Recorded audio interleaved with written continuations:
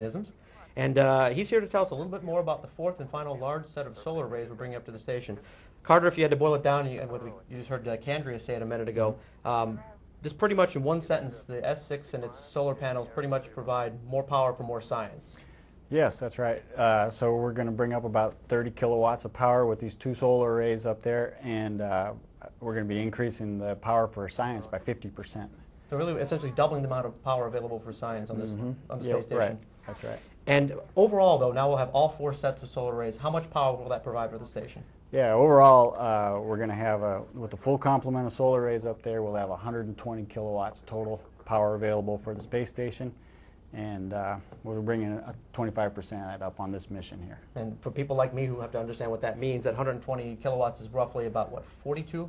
About 42 homes that are about 2,800 square feet. So it's like a neighborhood. A pretty good sized neighborhood. Well, after the S6 is installed during the first spacewalk, that'll either be on flight day 6 or 8, depending on whether we have a focus inspection or not, and that's either Friday or Sunday if we launch today, when we launch today. Depending on that focus inspection, the solar arrays will then be deployed, and after that, this actually it sounds kind of silly, but it's the way they're deployed is sort of like an old-fashioned road map. Right. So we just happen to have this map of Florida here, and if you hold down the bottom, when these things come out of their blanket box, it is just like a sheet of paper, more or less. It's folded up accordion style, and the mast of the solar array pulls at the top of the blanket, and the solar array blanket comes up just like this right here. And you do it in a very methodical way, right? Yeah, we do. We've had some problems in the past with the deployment of the solar arrays, and so the way we'll be doing it this time is we go into what we call high tension mode, which means we're pulling down on the bottom with the maximum load we can, and we deploy them out halfway.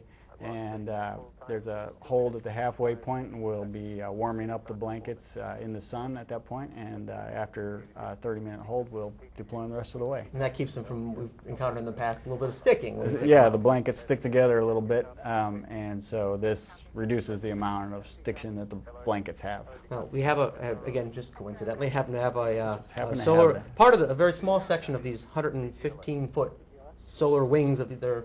Walk us through it for a second. Yeah, okay. Right, so we have two solar arrays going up there. Each solar array is made up of 4 blankets, and so the blankets are what has the cells on them. These are the cells right here. So one of the 4 blankets is covered with these cells, and this is called a module, what we have right here. So if you take one module, there's about 410 modules on each blanket. What that means is one of these, about 5 wide and 82 long. And each one of these little squares here, you've got more than 32,000, right? That's right. And it's over 32,000 cells. So as you know, we in the past few weeks we've been asking people to go to our website nasa.gov and to submit questions about this launch or Discovery's sts119 mission to the space station. And one of the questions we got, let's see, we'd like to go right now because it is related to these solar arrays. Andrew from Comstock Park asks, what's the efficiency of the solar panels in converting the sun's energy to usable power for the space station? Okay, so these cells are about 12% efficient, creating electricity out of the sun. The sun hits the cell, and photons of light come in and knock the electrons around. As the electrons move around in the matrix, that generates electrical current, and then the current is bled off with some copper circuits down below, and it comes over into these side cables over here, and these are copper traces that you see in the cable.